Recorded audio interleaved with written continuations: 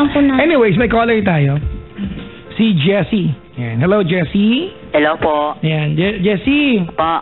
Tonight, nakalive ako sa Tanya. Kausapin mo, ha? Jessie. Hello po. Jessie. Hello. Ang balita? Okay naman po. Kamusta nanay mo? Okay lang po. Naglaba siya kanina? Opo, umuulan. Anong sabon? Ayusin mo. Pride. Talaga? Naglaba na ulan? Eh di ano, wala ba kayong dryer? Meron po. Ah, di nakatuyo. Opo. May pang suot ka bukas. Meron po. Ah, okay. Yan. Oh, sige, bye-bye na. Medyo kinakabahan po ako. Kinakabahan ka? Opo. Si Jessie, First time 18 lang pang kasi. Cavite. Anong ginagawa dyan sa buhay? Tumutulong po dito sa may farm namin. Saan? Tumutulong po ako sa bukid namin. May bukid kayo? Saan ka ba sa Cavite? Dito pa sa Molino 6. Ah. Talaga? Marunong ka mag-araro? Opo. Ano yung apelido mo? Flores po. Ay, baka kilala ko eh. Bawal tanungin. Tubong Cavite to. Bawal tanungin na apelido rito. Eh, bakit be? Sinabi na. Oh, may magagawa ka pa ba? Sinabi, honest! Kasi pag sinabi na apelido, hindi na natin pwede ituloy yung kwento. Ayan. Wala na. Hindi. Hindi na siya pwede magkwento. Kasi malalaman na ng mga taong kilala niya siya yung kausap. Baka may makwento siya na ayaw pumayag. Wala na sinabi. Kapamira ka ng programa. Hindi mo ko sinabihan eh. Wala kang rules dito na nakadikit sa wall. Pero, yun yung pang-good ko ng anak, cheese. I-grater ako dito. Nakalimutan na ng listener. Nakalimutan na. Flores. Jessie. Flores ka ba? Kilala mo? Jessie, hindi. Jessie! Jessie, Apa? gwapo ka? Pa? Gwapo ka? Di naman. Mala-mala? Di naman, wala naman ako itsurang gwapo eh. 18 ka pa lang. Opo. Saan ka nag-aaral? Dito pa sa Las Piñas. Ah, sa may Queens Rock ka? Hindi po. Saan ka? Di sa may Annex. Sa may Annex. Saan ba Annex? Sa Golden Acres. Ah, doon. O sige, doon na yung banda doon. Cavite? Oo. May Jollibee Molino ka ba nababa? Apo. Ayun, di ba? Lapit ka doon? Traffic sinadaanan ko, ubod ang traffic doon. Sino hindi makakaalala ng Jollibee Molino? Talaga? Laging traffic doon. Makapagdaw negosyo dyan. Ano? Jessie, pag tumutulong ka sa farm, anong klaseng trabaho ginagawa mo? Ano po, naglilinis po ako dito, nagwawalis-walis. Sa farm? Apo. Sa farm? Opo, tapos ano po, nag-garden po ako. Ano bang farm ninyo? Malaman-laman lang. Maraming halaman. Hindi, Pinawalisan yung anong klaseng farm? Di ba? Sa akin kasi ang farm pilapil. Hindi, ang farm para sa akin, palayan, Ayun nga, maisan, pilapil. tabako, tubo. Ano po kasi, marami po ditong punong mangga. Ah, mango farm. Apo. Indian Mingo. Indian Mingo. Apo. Ibig sabihin, may hasyenda kayo, bakla. Apo. Proud, mayaman. Hindi naman, may kaya lang. Mayabang din to eh. Pigilan mo ako. Pigilan mo ako ah. Jessie, ano paglilingkod namin itanya sa'yo? Ano po, yung girlfriend ko po. Pinagpalit pa ako sa iba. Tapos, hindi ko po alam, may iba na pala. Hindi agad sinasabi sa akin. Isang taon na po kami magkasama. Tapos, yun nga po, nakita ko sila, yung girlfriend ko po, nakita ko sila sa 7-Eleven. Ako, sa Molino rin. Apo. Doon sa may kanto, doon sa may ganaan. Apo, doon po. Kasi, linggo ko po sila nakita, bago lang, June, kino ba yun? Basta yun, yung linggo. Yung nakita ko sila. Kasi, yung linggo na yun, nagsimba po ako. Nakita ko po sila doon sa may 7-Eleven. Bago 1 year na kayo, di ba? Apo. Kailan kayo ulit nagkita bago mo nakita siya may kasamang iba? Yung katapusan po ng June. Magju-July. Apo. Okay naman ang relasyon ninyo, kumbaga wala namang problema pinagdadaan. Wala naman po. Wala kang napansin na kahit anong panlalamig, gano'n. Wala naman po. Nung makita mo siya, nasaan siya ng simbahan? Apo. Okay, sino may kasamang iba? Apo, meron po. Baka pinsan lang yun, Brad. Sinabi niya na po sa akin kagad eh. Nung aktong nakita mo? Opo. Ano sabi niya? Gago pa rin. Uy! Yun lang sinabi, tagal-tagal na nila eh. Kumalma ka muna. Kalma muna ba? Sorry, Okay. mamaya pa ba yan? Ako. Naka-schedule ba? Sorry. Actually, mga ano yan, mga Pagtulog na yung 9:49. bata, ayan. Ah. Okay. Po. Ano sabi niya sa'yo? Kinumpronta mo sila. Opo, pinantahan ko po. Ano sabi mo? Kasi- God bless you. Simbahan. Kinantahan. Pinuntahan. God bless you, sabi mo. At sinabi ko po, sino yung kasama mo? Tapos, sa amin lang po ang dalawa, sa akin lang po niya sinabi, hindi niya pinarinig niya sa kasama niya. Sabi daw niya, boyfriend daw po niya. Yun. Bigla po ako na ano. Nahimatay ka? Hindi naman, bigla na-touch. Ganun. Na-touch? Na-touch ka? May kasamang iba yung jowa mo, touch ka pa? Maganda. Saka nagtatanong pa. Sarap mong barilin sa mukha. Pinagpahit niya po kasi ako sa guwapo eh. Na-touch ka? Pinaparin ka? Hindi ko magets yung logic. Papa Jack, paki-explain. Hindi, at least, di ba? At least, sa pogi pinagpalit, hindi siya mas pangit. Ano yata yung sinasabi? Ay, na-touch. Pangit nga po ako eh. Oy, walang nagsabi. Sabi mo kanina medyo lang. Ano Apo. ba talaga to? Taga lang, Brad, Jesse, ano ba ang gusto mo itanong sa amin? Ano yung pwede namin itulong sa'yo ito na? Di po ko siya makamove on eh. Lagi ko po siya naaalala pero Ang dadaan sa simbahan. pero di ko siya kaya kalimutan eh. Yun, lagi po nasa isip ko. Nung bang nagkita kayo sa simbahan, may kasama siya ibang lalaki, nakipag-break na ba siya kagad sa'yo? Nag-usap pa kayo after? Pero pinag-usapan po namin. After noon? Opo. Paano siya nag-sorry siya sa'yo? Oo, sabi niya po, di po niya kagad sinabi sa akin. Yun. Nag-sorry po siya. Yun po. Pero wala po ako talaga masabi sa kanya eh. Na okay lang. Gano'n na daw ko sila katagal? Bago lang po. Yung nahuli mo, nun lang naging sila. Opo. Ang gwapo nga eh. Baka ikaw in love dun sa lalaki. Kanina mo pa sinasabing gwapo. Ha? Yan. Pero okay lang po sa akin. May iba naman dyan eh. Marami naman dyan ibang babae. Ayo, pogi. Asal gwapo, Brad, ah. Gusto yun. Di naman, itsura lang. Yan. Ano ko po yun, kaibigan ko po yung girlfriend ko. Kababata ko po siya dati. Yun. Matagal na po kami magkakilala. So, meaning to say, ngayon, July, ano ngayon, di ba? July 7. Last week mo lang nahuli yan, di ba? Opo. Okay. Kumbaga formal na break na kayo. Opo. Formally break na kayo. At nag-sorry na siya sa'yo. Nakapagsabi na siya sa'yo ng pasensya ka na. Hindi ko nagawang sabihin siya bago mahuli. Patawarin mo ako. Ikaw ba, nung nagsabi siya ng gano'n, nagpatawad ka ba? Opo. Pinatawad ka na po agad siya. So, ang tanong mo lang sa amin, hindi ka makamove on. Opo. Normal yan, Brad, kasi bago lang, fresh pa. Ano yan, it will take time. Tsaka okay naman yata, mukhang tanggap mo naman eh. Mukhang madali ka na makaka-recover kasi naiintindihan mo. Hindi, matanong ko lang, Jessie. Opo. May pagkukulang ka kaya na naging dahilan kung bakit ganon? Meron din po. Di ba kasi, syempre nung nag-usap kayo, nagkaroon siya ng iba, malamang may sinabi siya sa'yo kung bakit niya nagawa yun. Anong sabi niya sa'yo? Bakit niya nagawa yun? Hindi na ganyan sinabi yun. Basta nag-break na po kami. Hindi siya nagpaliwanag sa'yo. Basta ganun na lang po. Kung ang tanong mo sa amin ni Tanya dito ay, paano mag-move on, walang sagot dito. Pero, kasi... Halika, mag-pray tayo. Holding hands tayo, kapit kamay.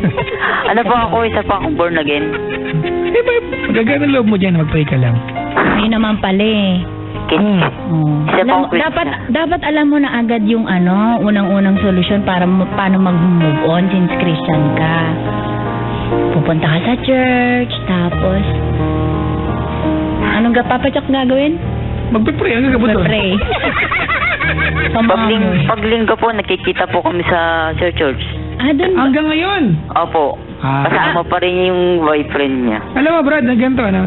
At ako mo, Tanya, sabi nila, isang katapangan ay paglaban ng taong mahal. Pero mas matapang kapag kaya mong pakawalan yung taong mahal mo kasi alam mo masaya na sa piling ng iba. Yun ang katapangan, di ba?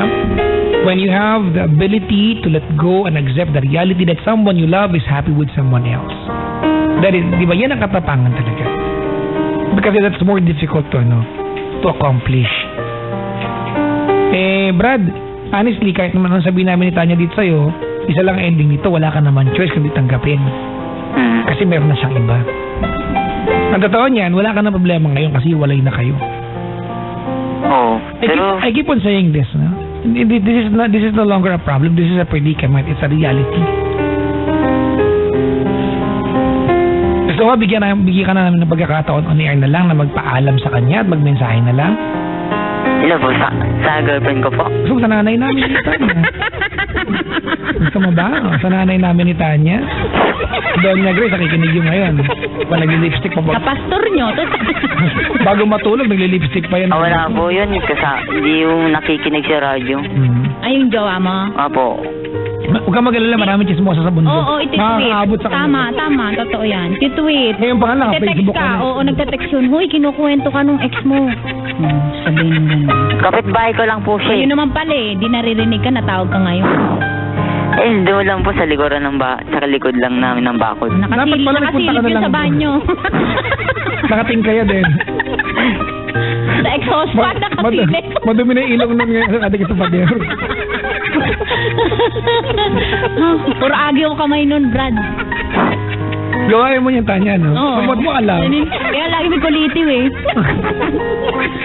Gusto. Jessie! Pa! Yun lang ang pwede namin itulong sa'yo tonight, yung mag-mensahe ka sa kanya. I mean, to let go of some pressure tsaka yung hinagpis sa puso mo. Kasi after all, Brad, you are just 18 years old. Di ba? Oo. Marami pang darating at naalis sa buhay mo.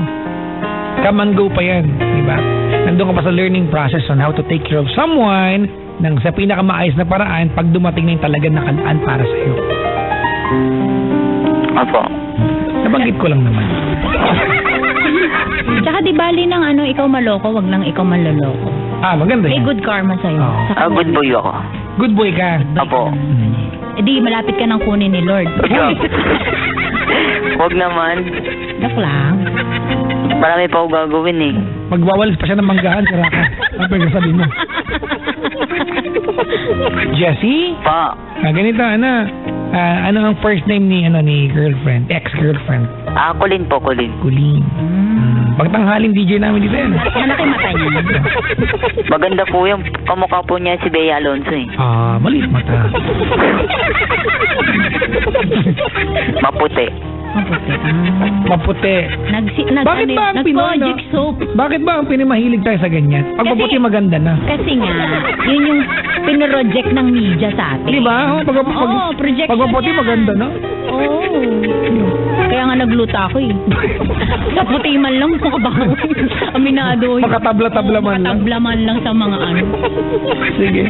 Jessie, Pa. we'll give you the chance tonight on air to say sorry, thank you, and goodbye. Alright. Yun lang naman ang pwede ko itulong, mga kaibigan. To give the avenue sa kanila, Tanya. Diba? To let go and unload something that's really, really heavy. Yaman mo na yun. Pa-church-church pa siya, tapos nangangaliwa. Isipin mo na lang, bata-bata pa. Pa pag nag-asawa yan. Ganun na lang. Ang dahil mo, I-judge mo na lang siya. Ganti man lang. Nagdadasal ko na nga lang po siya. Hindi, wag mo siyang ipagdasal. Swerte niya. That's a good thing. Tama yan. Dahil may faith ka naman kay Lord, di ba? Alam mo yung gagawin. Apo. Susundin ko na lang yan yung nasa puso ko. Ang gulo nun, ha? Anong kinalaman na ulit lang? Sige. Jessie, Pa. sorry, thank you, and goodbye, ha? Sige, ingat. Teka lang, bro, mag-mensahe ka Ikaw na yung bakla. Ikaw magsasabi nung di kami, intusa mo pa kami. Hindi mo bakla. Hindi. Friend? Bes, tapak. Expression lang yun. Ibig sabihin nun close tayo bakla. Hindi ko na-gets Huwag kang defensive. Say sorry, thank you, and goodbye, ha? Sige po, ingat po, God bless. Teka lang, Brad. Sige po. Magmiminsahe ka nga sa kanya. Ikaw yung bakla. Sorry po, sorry. Diba, Diba? say Sorry. something, I'm giving up on you, ganon. Magme-mensahe ako sa girlfriend ko. Oo. Kanina pa pang 10 na namin sabi. Sige. Game. And, kung siya, ano yun? Umpisa mo sa pangalan niya. Sige. Colleen. Sige. Colleen, kung saan ka nung masaya, susuportahan na lang kita. And, huwag mo bababayan sa sarili mo. Yan. Pag niloko ng lalaki niyan, nandito lang ako. Yan. Tanggalin mo yung part na yun. Grabe naman yun. Huwag mo na i-assume na Martir lalakuin naman ka. yun. Alam mo, Jezzy, Po. ang premyo mo sa sama ng loob na mayroon ka ngayon ay maging masaya sila. Apo. Kasi kung hindi sila magiging masaya, para saan pat napaiyak ka niya? Para saan pat nasaktan ka? Kung maglolokohan lang sila. Yan ang pinaka-reward mo eh. Pag naging masaya silang dalawa. That's going to be a reward on your part. Huwag mong hilingin na lokohin siya, kung isipin. Kasi, Brad, nung iniwan ka niya, pinusta niya yung sarili niya, di ba, to be with another person. Tama? Apo. Di ba? So, sana maging masaya siya. Kasi kung iyak rin lang naman siya doon, bakit ka pa niya iniwan? Di ba? Huwag mong isipin na nung iniwan ka niya, ikaw lang ang nalungkot. I'm sure nalungkot din naman yan. Nagkataon lang, mas pogi talaga yun. Sorry. Mag-Kojic soap ka na rin kasi. Ligro kasi ako masyadong maitim. Hayaan mo na, wala na problema yun. Sige. Sige na, dali, isa pa. Colleen? Isa pa ulit? Oo. Wala naman masabi, yun na yun eh. Sorry, thank you. Good luck mo. Ano mensahe mo sa lalaki? Ingatan niya, ganun, dali. Sige. Ano sasabihin ko sa lalaki? Gusto mo, sa nanay ko ulit. May iba lang talaga. Sige. Isa po, umpisa ulit. Sige. Colleen, kung saan ka naman masaya, susuportahan na lang kita. Nandyan ako sa tabi mo. Hindi ka pababayaan. Nandito lang yung kaibigan mo, best friend.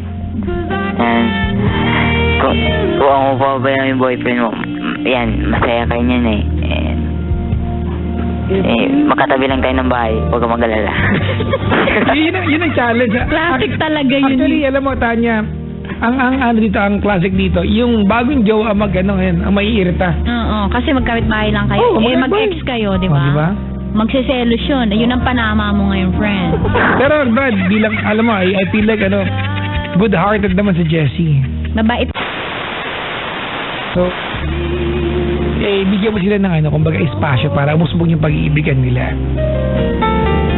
Huwag ka na maging hadlang, ha? Apo. Oo, hayaan mo na pangalagaan siya ng taong gusto niya.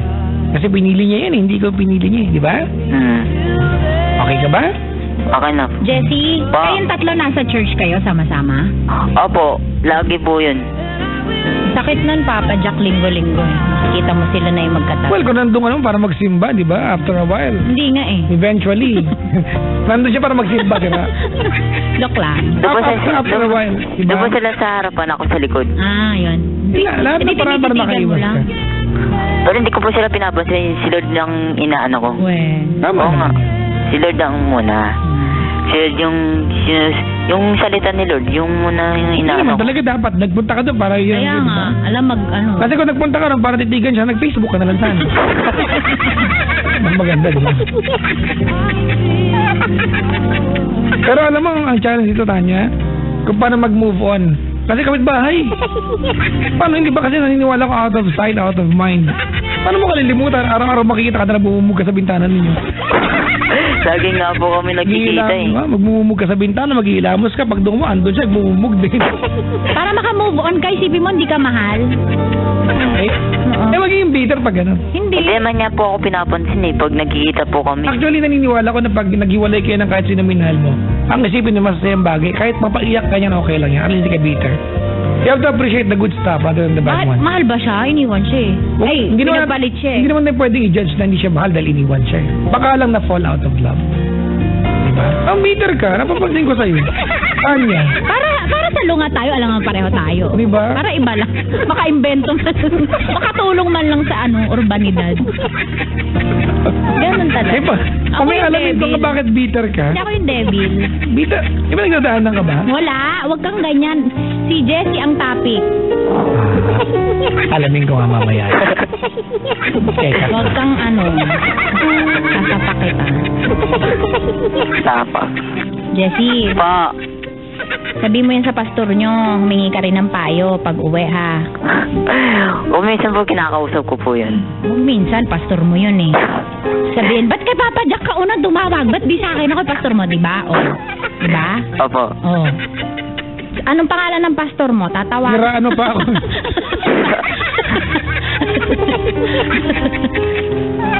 Diba? O. Pero alam mo, masakit talaga yan.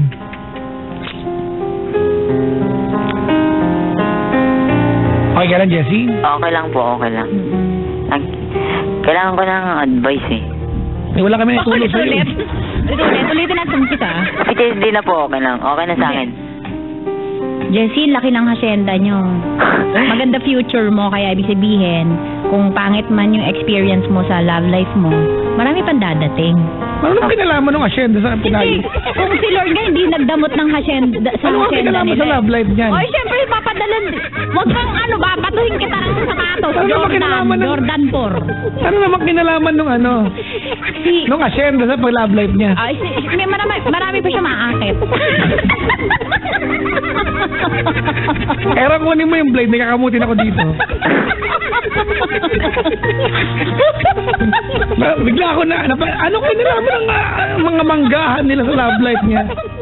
Diba? Pag may nililigawan ka, dalhin mo agad sa manggahan nyo. Ito Kaya maganda ang yan. aking lupain. Alam mo ba na naging nung nasabi ako sa pag-ibig, naging maasim lahat ng mangga ka. Oo. Papa Jack, Ah, pares bakit? po tayo ng buhay. Ha? Makapares po tayo. Bakit? Ganun din ako sa'yo. May abs ka rin? Tigilan mo ako. Yung totoo lang. Wala ako nakita kanina. Ay, miss ko lang ganun katawan ko. yung nag-aararo ka, di ba nakita ko yun eh. Actually. Yan, Yung sa nag-aararo commercial din ganun to ako. si Ren. Pa? Yung commercial ganun to si Ren. Opo. Nakita ko po yun. Nag-clown ako sa party, sa birthday parties, nag-fire eating ako, nag-waiter, araw sa bukid, alaga ng baboy. Meron din po kaming alagang baboy. Yung mga baboy dati pang hindi lang kumalungkot, pinapangalanan ko sila. Oo. Eh, di Meron din pangalan po yung baboy namin eh. Yung mga bake, hindi siya kasi ibibenta para Oo. Eh, di Diba? na-attach ko Pero yung mga inahing baboy, oo. Pinapangalanan ko Hindi mo sila. naman pinapatos. Nagbabuyan ka rin eh. Baboy eh. Alam mo, nagtatanong lang eh. Suplado. Nakadepende sa asyenda ang forever ni Kuya. Ayun. Hashtag mangga.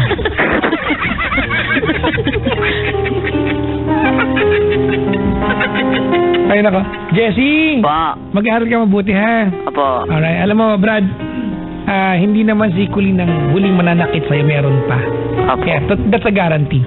Meron Diba? na nga ako panibago ulit eh. Ayun naman pala Kung eh. naman pala, gusto ko. Humingi ka pa ng advice. Nagloloko mo kami dito eh. Wala pa, hindi ko po siya hindi ko pa kami, Nililigawan. Oo.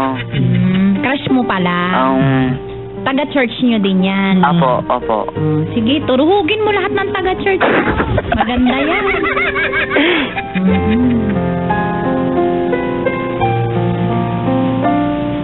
Hello, Kaantabay, Mapsa sa Makati. Hello po, maligayang pakikinig. Good evening.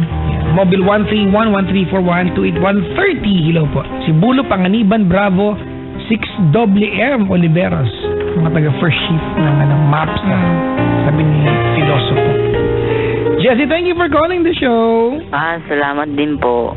God bless you. Ingat po. Sana alam mo, naiingit ako sa puso na meron ka. You're a good-hearted person. Opo. Oh, marunong ka magpatawad agad-agad. At marunong ka mag-move na kapanligo ka ng agad eh. Siyempre mabait eh. Nowadays, mga kaibigan, malaking factor ang pagiging mabait. Diba? Opo. Oo. Hindi na ngayon, konting babae na lang nakakakit ng kagapuan ngayon. Bait na, di ba? Bait tsaka hanap buhay na ngayon. Kung wala kang bait tsaka wala kang Walang trabaho, kotse. huwag naman kotse, di ba ka mo? Dalawang breezy eh. Breezy girl. Ano ba ang lifestyle mo? Bakit ganyan ka late? Nababa yung sa Facebook, wag kang judgmental. Diba, siguro hukagi ka rin, no? Gracie girl. Salamat sa pagtawag, Jessie. Sige po. Good evening sa iyo. Magandang gabi din po sa inyo. Kanta ka lang ng alive, alive, alive. Diba? Sige po. Aral ka mabuti. Sige po. Salamat, Sige Jessie. po. Thank Ingat you. po. God bless. God bless ka rin. Sige po. Bye. Bye. Bakla. Sige po. Si Jessie, mga kaibigan ng Cavite, ang ating